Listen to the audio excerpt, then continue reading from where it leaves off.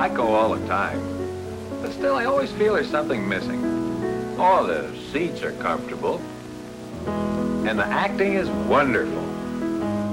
But the stories aren't true to life. Why don't they make pictures about ordinary people? Things happen to ordinary people, too. Things like, well, take me, for example. My name is Ernie Finch. I'm a cigar salesman out of South Bend, Indiana. And what happened to me was...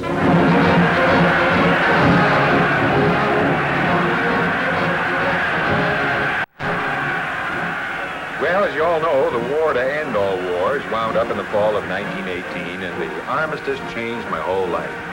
It killed my wife's Uncle Fergus.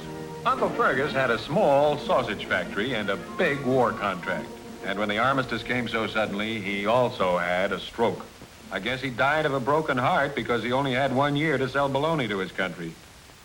But they buried him close to where he'd always wanted to be, in the neighborhood of $100,000, of which my wife Ella and her kid sister Kate got $30,000 apiece. Well, time heals all wounds, and life was good.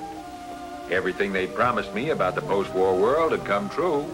I had my wife had money, I had a good job, my wife had money, Katie had money, and Katie also had her steady boyfriend, Willis Gilby, a clean-cut American butcher. Yes, life was good enough, but I guess Willis wasn't. Katie needs a higher type man than Willis. Only she'll never meet any in a place like South Bend. Where else is there, for instance? For instance, New York. New York City, that's where. Heard of it. It's the only place. It's the big town. That's where she'd have a chance to meet someone with money and position. It's just as easy to fall in love with a man like that. You mean you'd let a sister of yours marry for money? I know a sister of hers that wouldn't mind if she had. Well, as far as I'm concerned, couldn't find a better man for Kate than Willis.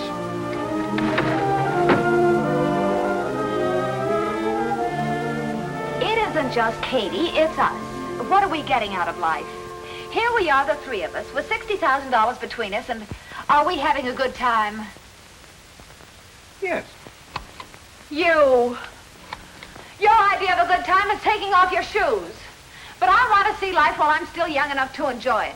That's why I want us all to pack up and go to New York. Well, I don't want to go to New York. I was born in South Bend, and when my time comes, I want to die in South Bend. You think I'm throwing up a good job just to gallivant around New York and spend money? It happens to be our money. Yes, and all you're going to get for it in New York is grief, only you'll pay more for it. Well, we're going.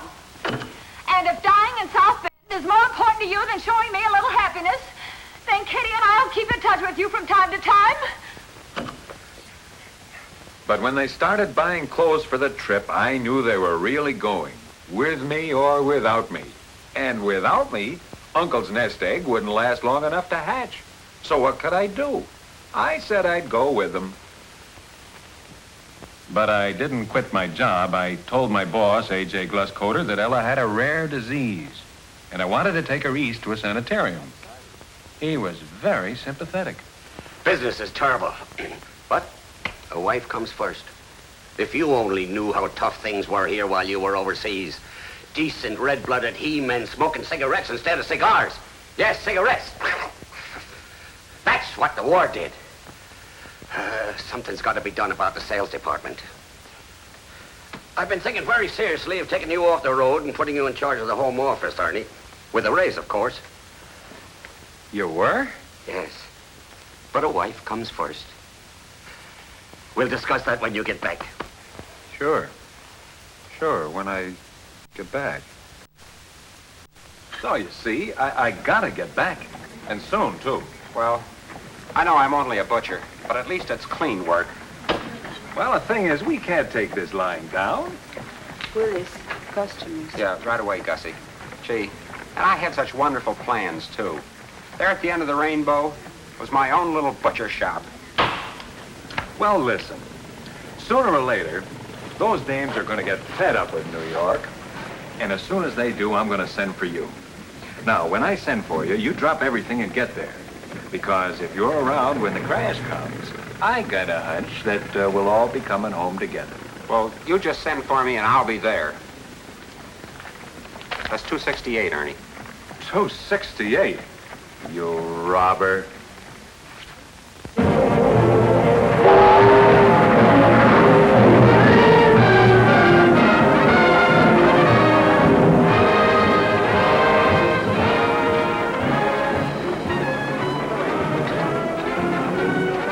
Well, I had done what I could, and a couple of days later, we were on our way to New York to get beautiful Katie a husband and see some life. We were on a slow train, and we had plenty of time to work up an appetite. My two heiresses didn't wish to be the first ones in the dining car, and they got their wish. Why don't you do something?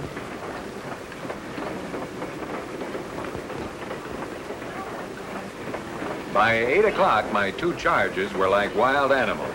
And when the wealthy dining car steward held up two fingers, I didn't have any more chance to stop them than if they were the whole Notre Dame backfield.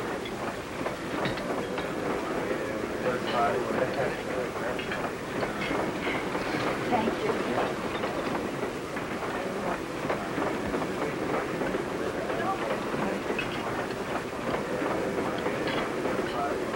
It wasn't more than 10 minutes before they were gabbing away with one of their messmates as if they'd all been to Princeton together. Even from where I was standing, I could tell that this was a citizen of New York. You couldn't miss it. Everything about him was sharp. The cut of his collar, the knot on his tie, the way he had of looking at people as if they were side dishes he hadn't ordered. One, please.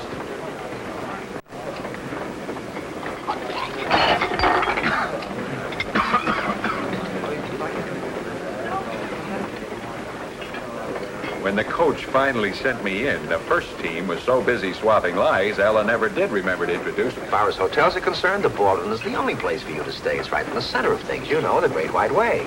That's just the kind of a place we want. Excuse me, I didn't quite catch the name, which it's barely possible my wife doesn't know yet. And I know you don't know mine, because it probably slipped her mind for the moment. Isn't that silly of me? Ernie, this is Frances Griffin from New York. Mr. Griffin, may I present my husband, Ernest Finch? How are you? Ever been to New York before, Mr. Finch? Just for a couple hours. Well, when you've lived there a while, you won't be happy anywhere else. Yes, sir. Give my regards to Broadway and tell him I'll soon be there. Well, not on this train you won't, but that's a good line. I'd remember it and give it to George M. Cohan. Good old Georgie. He can have anything I've got. Oh, and those songs of his sure kept our spirits up in the darkest parts of the war. Where were you? I was in the shipyards painting troop ships. Where were you? Well, I'd have been there if I could. Yes, sir. There were no slackers in the big town. Oh, I'm sure there weren't. No, America will never forget New York for coming in on our side. Go ahead and order, Ernie. Oh, yes. I'll have the Victory Blue Plate. Yes, sir.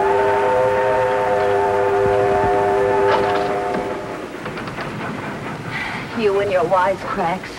He's very nice. And besides that, he's in Wall Street. Last year, he cleared $20,000 in commissions alone. Well, he's a piker. Most of them don't even think in less than 6 figures. Oh, you never believe anything. Why shouldn't he be telling us the truth?